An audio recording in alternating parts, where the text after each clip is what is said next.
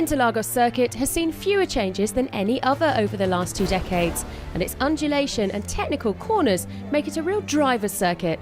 The cars make their way around the anti-clockwise course as they line up on the grid for the final time in 2014. In tribute to Ayrton Senna, and down on the tarmac, it's the martial arts style dance of capoeira being performed.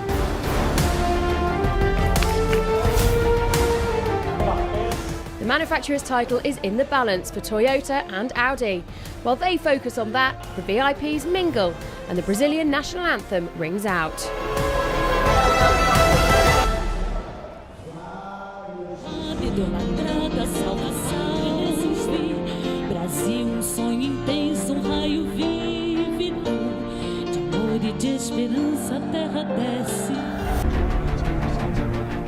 Current world champion Tom Christensen, who announced his retirement earlier this week, takes a moment for photos and no doubt to savour this moment prior to his final professional race. It's busier than ever on the grid in São Paulo. Jimmy Bruni and Tony Villander are on course to seal the manufacturer's title for Ferrari, but they know that nothing comes easy and start from way down in the order. In GTE AM is the Aston Martin 98. Their performance has strengthened as the season has passed and their teammates have sealed the title. This weekend, a win would be Porsche Mante with the pairing of Makowiecki and Pile still have the possibility of a title in sight, but will have a lot to prove if they're to take that from Ferrari. Pole sitters in the GTE Pro are Aston Martin number 97. They are suitably happy with the new track surface here in São Paulo and relieved that tyre performance is less of a concern. G-Drive Racing closed the gap in their bid for the title in the last race and starting from pole today are confident they have the performance they need this weekend. Born and raised in São Paulo, Lucas de Grassi is truly at home here this weekend.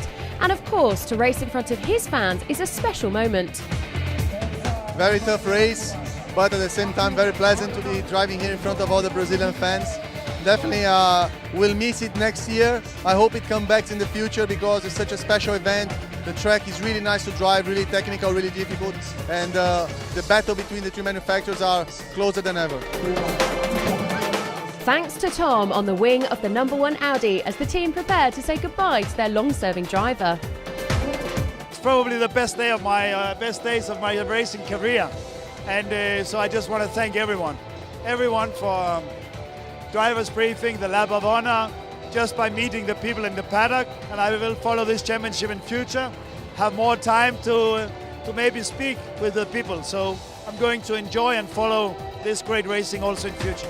Long-term friend Dindo Capello was happy to support Tom this weekend and reminds us that a driver can never truly retire. It's a Porsche front row for the first time at the last race, and on pole the number 20 of Bernhard, Webber and Hartley, who were delighted with their performance.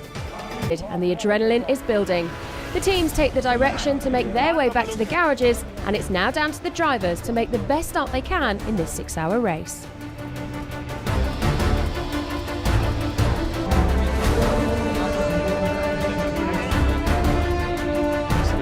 Start your engines. Please clear the grid. Loading clear. We'll go to the tire dry switch, so it should be dry at the start of the race. Warming up the tire is going to be very important. Copy that. Keep me updated.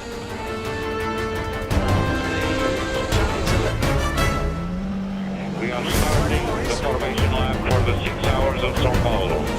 We are starting the formation lap for the 6 hours of São Paulo. Final time in 2014, and as the lights go out, it's a fantastic start for the Porsches as they come down towards turn 1 in first and second, with the 20 car leading the number 14 car and Buemi in the number 8 Toyota challenging heavily for 3rd position. Well, problems for the Audi, and Tralouier now, having reset the system, trying to make his way back up through the traffic as the number 20 car still leads from the number 14 car, and here on board with Buemi, he makes the charge down towards challenging for the 2nd position. Rebellion running just slightly wide towards the latter part of the season. Here back with G-Drive Racing, coming through the traffic then, the slower GT cars just holding them up ever so slightly as they try to close in on Minassian. And here is the number 27 car in the pits. And the team looking to be slightly confused. Will they need fuel? Yes, they will. Of the 37 SMP racing car, it's a puncture as well. They've had the 27 car in already, and it's another front right puncture. Well, the battle continues between Toyota and Porsche, And it's still the number 8 car who leads. Now on board with the number 1 Audi, and we can see the battle continuing just ahead of us as the number 1 car comes into the pits. 5 hours and 11 minutes still remain of this race. And the first round of pit stops well and truly underway. It's a driver change down at the Audi number 1 car. And that's Duval, who's just got in and taken over from Di Grassi. So the number 8 is in. Second. Well, the lead car now, the number 20 car, is also in. A driver change for them as well. Mark Webber takes over that car. And as they leave the pits, we'll find out whether they are still our race leaders. There they are coming out pit road. We can just see in the back of our picture, Sebastian Buemi, who is still in second position. And still pushing in the GTE AM. And this is the battle for first position between the 95 car and the 98 car. And just locking up there, Nicky Tim, who's just getting ahead, and he runs very wide. And across the corner there. We join a replay now. We're looking down on the start-finish line and a huge cloud of dust. And that is a massive lock-up and a huge off for G-Drive Racing in the number 26 car. They're heading down towards the Senna S's, and look at the top of our picture there. They just seem to lock the braking and go completely straight on into the wall. Well, Olivia Pla seemingly absolutely fine in the car, but need for a full course yellow as Pla desperately tries to see if he can return the car to the pits. Another replay here, and look in the back of the picture there, that is the Aston Martin of Darren Turner and Tony Verlander in the AF Corsa Ferrari, who have had a coming together. Well, they were currently battling for 4th position, and that seems to be the aftermath of that incident. Well, on board with the number 1 Audi, and we get a fantastic view of the battle for first position in the GTE Pro category. That's the number 99 Aston Martin of Daryl O'Young, and just ahead of him, no, he's just behind him, it's the number 71 Ferrari of Davide Rion. Well, they come now to the start-finish straight, one of the fastest parts of the circuit here in São Paulo, and this is the longest straight. It's flat out as they head down towards turn 1, and Rion pulls out towards the left-hand side of Daryl O'Young. Can he get past as they come down towards the Senna S's? He's closed right in, but he's not got enough in him to make the pass. 28 minutes remaining, and the two cars are now side by side, the Aston Martin and the Ferrari. O'Young and Rees continue to push around the outside of the corner. Rion is desperately trying to find any which way past the Aston Martin to take the lead of this motor race here in São Paulo, but he just can't make his way through. And it's a flashing, and he's back around as they come through the left-hander there, putting the Ferrari number 71 between them momentarily, and then number 8 gets through as well. So they come down towards the second sector of this circuit. Just see the lake in the background there. A beautiful setting, and the number 8 car once again passed. Niriani now has to try once again to get the position back as they make their way around towards the final sectors of this circuit. The battle for second position, absolutely immense in this motor race. And they come around now, the final turn, turn 14, to start another lap. And it's the Porsche into the pits. Okay, he almost locks up there and takes out the marker board as he slows to enter into the pit lane.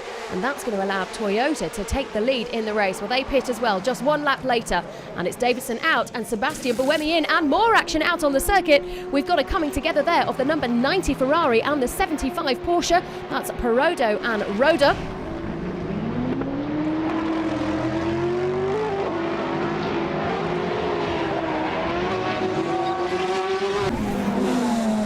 Well, here is Sebastian Buemi in the number 8 car, and as he comes into the left-hand corner there, he takes a huge moment and a spin, a huge cloud of dust. So the number 92 Porsche is in. Let's hear from Patrick Pilot, who's just got out the car.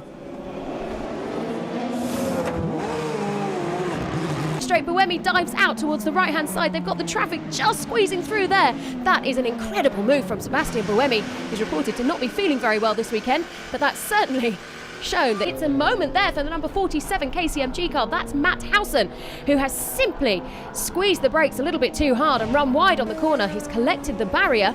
Going to be a driver change, so Buemi out. This will be a full service as the two drivers exchange a moment there. Anthony Davidson gets in, and we're back out on track with the number 7 car, who is being chased down by the number 1 Audi. These Audis really putting on the pressure this weekend and showing that Toyota have been struggling. See on board now, coming down the straight. Once again, he's found that one moment on turn 4 to take the position, and a fantastic piece of driving, but just not fantastic enough as both 40 minutes of the race. As they come down the start-finish straight into turn 1, there is the switch of position confirmed on your screens.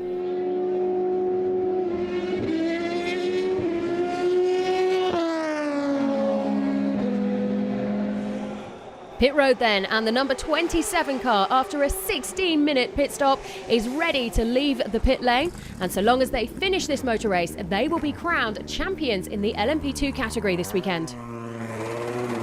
Well, Darren Turner looking towards the final 30 minutes of the race, and it's going to be a tough call for them as they keep that gap closed. And there's a massive crash. That is the number 20 Porsche. That's Mark Webber who's gone off there.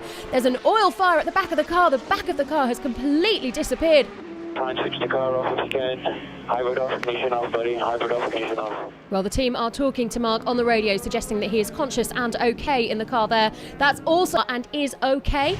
And we see the crash again. Mark has hit the left-hand side, come up the banking towards the right-hand side of the wall, almost exactly the same as his accident here in Formula One a few years ago. And as the car comes to a rest, we just see how catastrophic that accident looked. Well, there is Mark on the stretcher being taken to the ambulance. He's waving, it's thumbs up.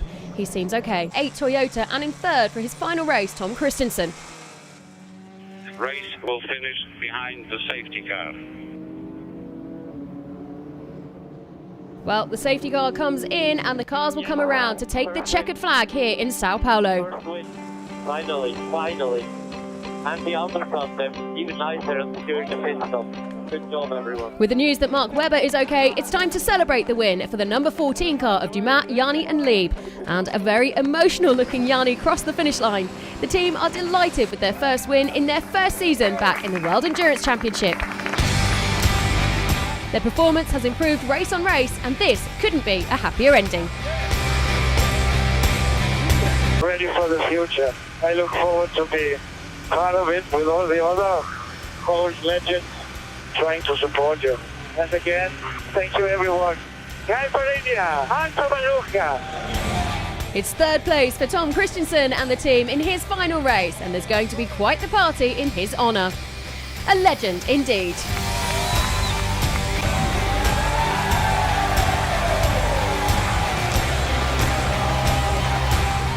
Toyota are confirmed the 2014 champions in the manufacturer's title. And with Christensen's retirement, Toyota's championship and Porsche's first win, I think the celebrations will go well into the night here in Brazil.